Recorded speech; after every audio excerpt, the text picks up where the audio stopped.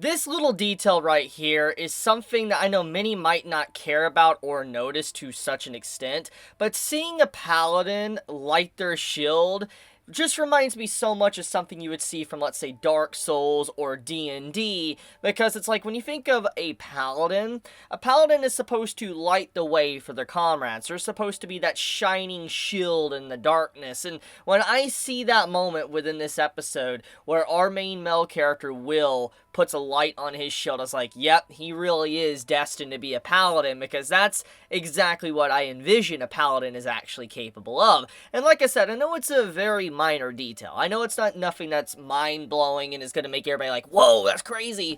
But I don't know, it just stuff like that really adds an extra layer to a show, and I feel like it added a lot of characterization to Will, showcasing how he's able to navigate through the darkness, because, like, it's the little things. When you're watching a show and a character's, let's say, traveling from point A to point B, knowing how they get there is very important, because it's like, yeah, we could skip a few scenes and skip to them leaving, let's say, the entire dungeon or ruins that they're in, but knowing how they're able to successfully navigate through the dungeon thanks to light source, etc., is something that adds an extra level of immersion, world building, and more development for the character, and I feel like this episode did a fantastic job. Like, that's one of the few scenes, and there's a lot of good scenes, but that is one scene in particular that really stood out to me while I was watching this episode of the Faraway Paladin, which that's something I want to talk about. The Faraway Paladin is definitely something I did not think I would enjoy to such an extent, and I actually have to say, I'm a big fan of this author's work, because, like, it seems like the author that was writing this series was truly heavily inspired by D&D, because when I look at just the way everything is kind of showcased with the world building, to the different deities, to the setting, to how the paladin, you know, is being built up with our character Will, just everything about it, it feels very D&D-esque. For instance, like when a character is writing their entire character background info and all that, what they want on their data sheet when they're actually about to sit down and play with their friends on D&D, that's how I feel about Will. Will is a character just building up his backstory for his inevitable campaign with his group of friends, and I find that so interesting, and I love how we're getting so much world building around him, like for instance with the different deities, and I feel like that's something that this episode really did well too, is that the different deities have their own thing that, you know, connects with him. For instance, like maybe one deity is about fighting and war, one deity is about basically, let's just say, food and the earth, and the one other deity is like for knowledge, etc. You know, there's different deities, and it's very reminiscent of something you would see in an RPG game.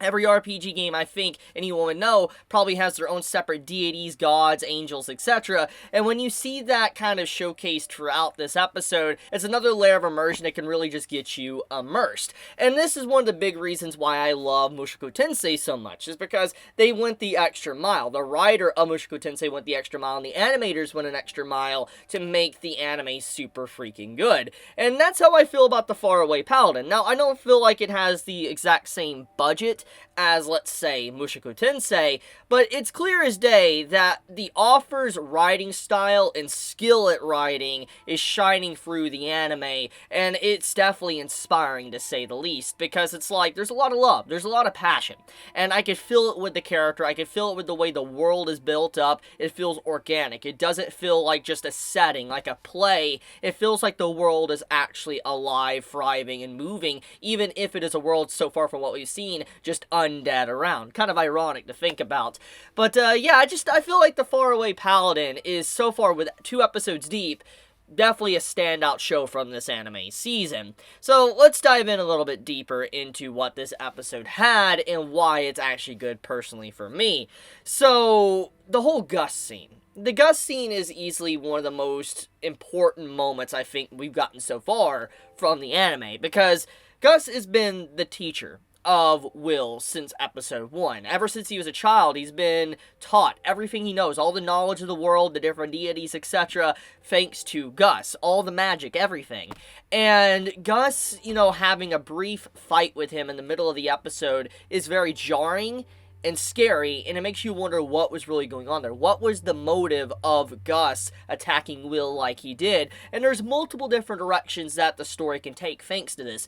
On one hand, people might say that Gus was throwing his life away to die to Will because, maybe he wants to die. And you gotta think about it from this perspective, that, they are undead, and because they're undead, they do not have the gift of death, which I know seems like, well, why would you want to die if you don't need to worry about dying? Well, sometimes living for too long can become boring, or become the same old, repeat the same thing every single day, and in this case, maybe that is what's going on with Gus. He is someone that doesn't want to live forever, and he wants an eventual end, and maybe the reason why he threw himself at Will like he did in this episode was to actually die. That's one way to take it. However, there's other ways. You have another way is that maybe he is supposed to get rid of Will and kill Will when Will gets closer to his, coming of age ceremony. He's supposed to get rid of him, which could explain his entire demeanor and why he was trying really aggressively and hard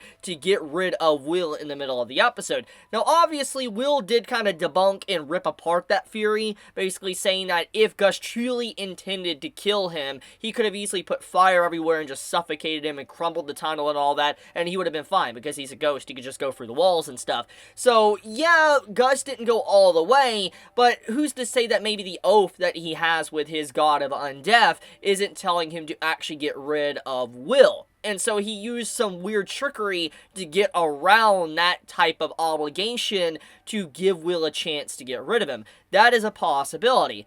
Another possibility is that they are undead, and one day they're going to lose their mind. It's what I came up with after taking a hard look at this episode and potentially thinking about what the author is thinking.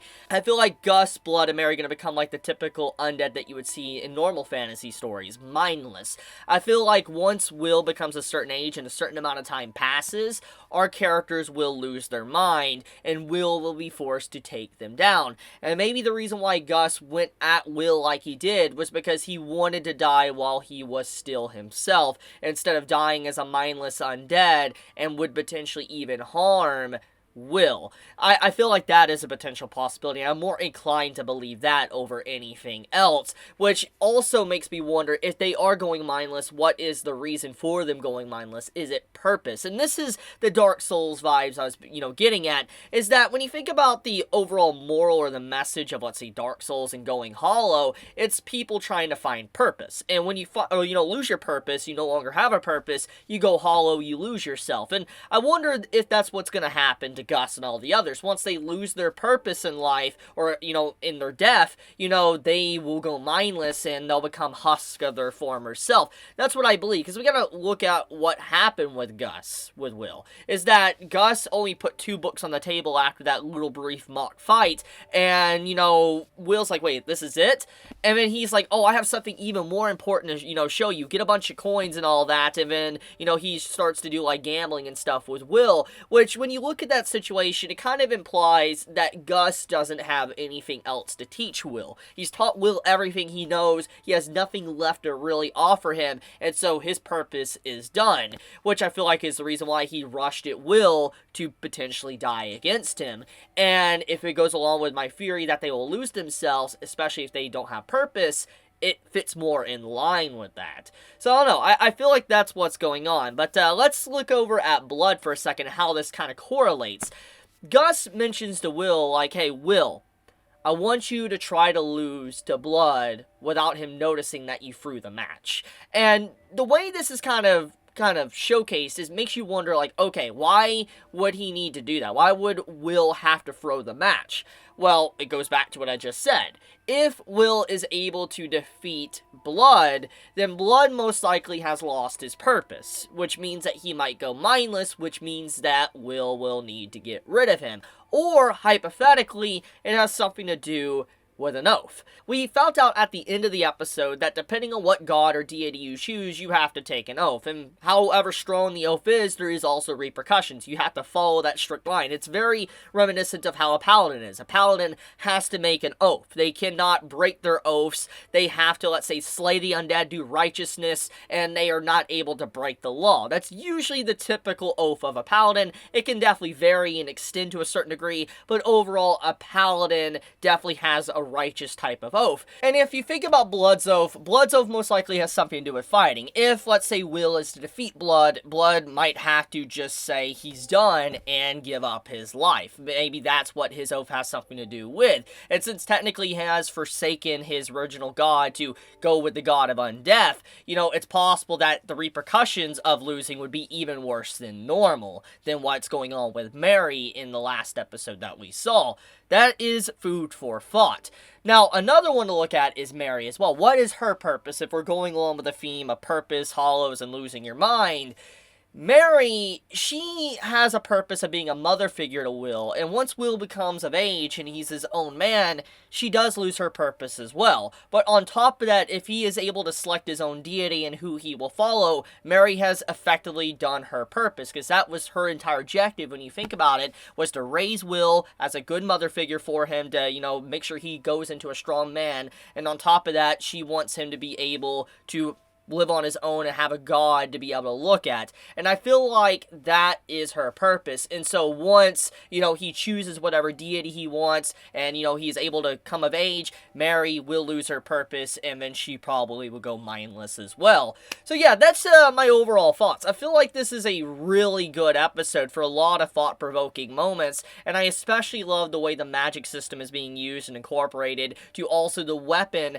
that our MC Will was able to get, that's able to like extend itself and also shine brightly. It once again goes along with the shield and putting light on a shield. Every paladin weapon, in my personal opinion, should be able to kind of showcase light, because they are literally warriors of the light itself. They should be able to actually use light to their advantage to light up dark caves or dark environments to be able to fight back against the darkness.